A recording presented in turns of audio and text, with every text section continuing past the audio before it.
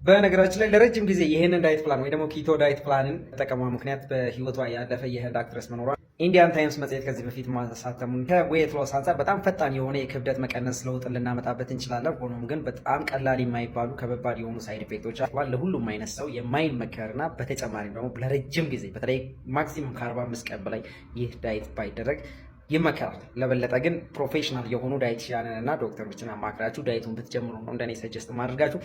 ሳይድ ኢፌክቱን ነገር ላልሽኝ ልነግርሽ የምፈልገው የመጀመሪያው ሳምንት ላይ ኪቶስ ፍሉስ ከሄዴክ ከራስ ምታት ማቅለሽለሽ፣ በሁለተኛ ደረጃ ከዳይጀስቲቭ ችግሮች ጋር በተገናኘ ከምግብ መፈጨት ጋር፣ የመጀመሪያው ሳምንት በቂ ፋይበር ስለማይኖረው ዲያሪያ የተቅማጥ ወይንም ደግሞ ድርቀት በሽታም ሊያጋጥመን ይችላል። በሶስተኛ ደረጃ በቂ የሆነ የማግኔዥየም እና ካልሲየም ፉድ ኮንተንት ስለማይኖረው የመስል ክራምፕስ ወይ ደግሞ የጡንቻ መቆማተሮች ችግሮች ሊያጋጥሙን ይችላሉ።